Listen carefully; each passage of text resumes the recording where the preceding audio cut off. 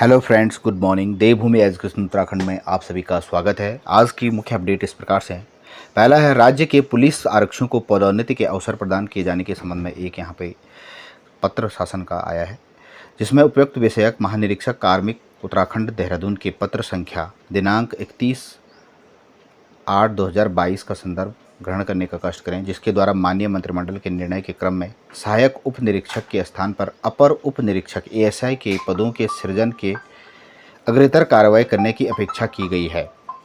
राज्य में पुलिस विभाग के अंतर्गत समस्त आरक्षी संवर्ग में आरक्षियों को पदोन्नति के अवसर प्रदान किए जाने के उद्देश्य से शासन स्तर पर सम्यक विचारोपरांत निर्णय लिए जाने के क्रम में मुझे यह कहने का निर्देश हुआ कि पुलिस विभाग अंतर्गत आरक्षी समस्त संवर्ग के कुल 17,503 पदों के में से 20% 3500 पदों की कटौती करते हुए उक्त पदों के सापेक्ष मुख्य आरक्षी के वर्तमान में 3440 पदों में से 1740 पदों की अभिवृद्धि करने तथा नवीन पद नाम अपर उप निरीक्षक एडिशनल सब इंस्पेक्टर के 1750 नए पद, वेतनमान 35,400 से 1,12,400 लेवल 6 में सृजित किए जाने की राज्यपाल सहर्ष स्वीकृति प्रदान करते हैं। तो यहाँ पे टोटल जो पद थे कांस्टेबल के 17,530 पद थे, आप देख सकते हैं सूची में 17,500 पद, जिसमें आरक्षी संवर्ग के अंतर्गत आरक्षी के समर्पित पदों की संख्या 3500 है और आरक्षी के 20% पदों को समर्पित किए जाने के उपरांत आरक्षी पदों के यहाँ पे 3500 पदों को यहाँ पे आयोग द्वारा ये खत्म कर दिया गया है और इसमें 14,000 पद रह गए हैं। पुनर्गठन के उपरांत कुल पदों की संख्या अब यहाँ पे 14,000 रह गई है, जिसमें से मुख्य आरक्षी जो हेड कांस्टेबल के हैं 3400 पद, इनमें जो समर्पित किए पद हैं ये 1750 ये समर्पित हो गए। अब यहाँ पे कुल पद जो हैं 51,190 हैं और उप निरीक्षक एएसआई के 1700 पद ये प्रमोशन के पद हैं 1750। तो इस प्रकार से 3400 पदों को यहाँ पे समर्पित किया गया आयोग ये पुलिस विभाग द्वारा। और यहाँ पे जो नई भर्ती आएगी ये 1700 पदों पर ही आएगी, 3500 पदों पर नहीं आएगी। जो पुलिस कांस्टेबल की नई भर्ती आएगी। तो ये थी अपडेट पुलिस भर्ती की रिगार्डिंग।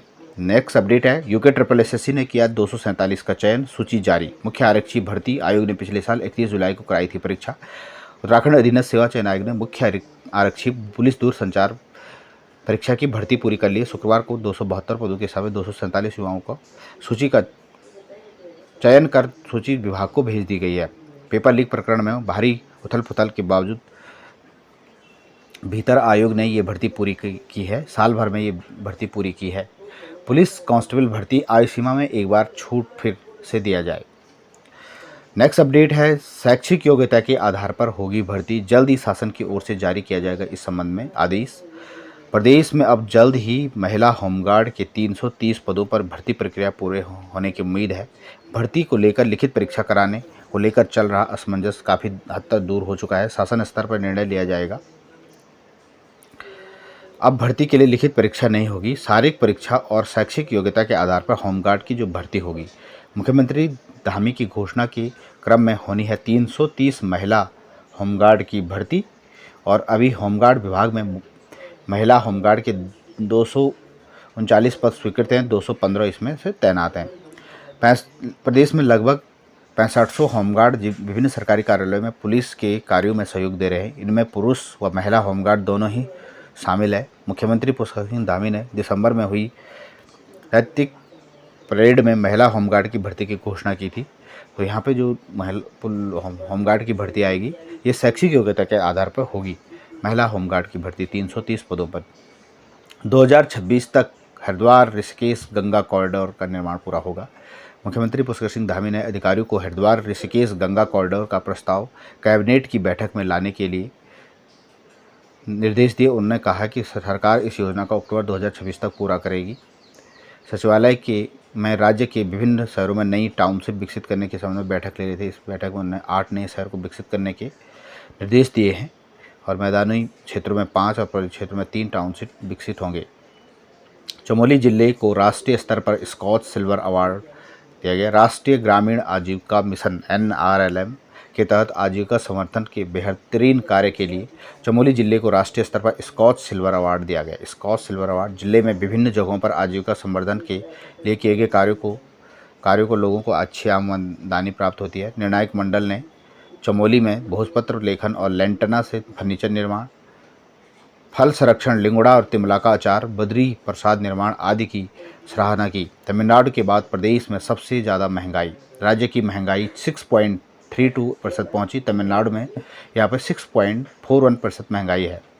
तमिलनाडु के बाद उत्तराखंड में देश की सबसे अधिक महंगाई है। जून महीने में राज्य की 6.32% महंगाई की दर होगी, जो पिछले 2 महीने की तुलना में सबसे अधिक है। भारी वर्षा के चलते जुलाई महीने में सब्जियां, अनाज, खाद्यान्न वस्तु के दाम में उछाल आया। यह खुलासा राष्ट्रीय सांख्यिकी कार्यालय NSO के आंकड़ों के आधार पर हुआ है। बुधवार को जून 2023 को उपभोक्ता मूल्य सूचकांक CPI के आंकड़े जारी किए, जिसमें जून महीने में उत्तराखंड में 6.32 महंगाई दर पर देश के दूसरे कई राज्यों की तुलना में अधिक रही। हिमालयी राज्य हिमाचल और जम्मू कश्मीर में उत्तराखंड से कम महंगाई दर आंकी गई।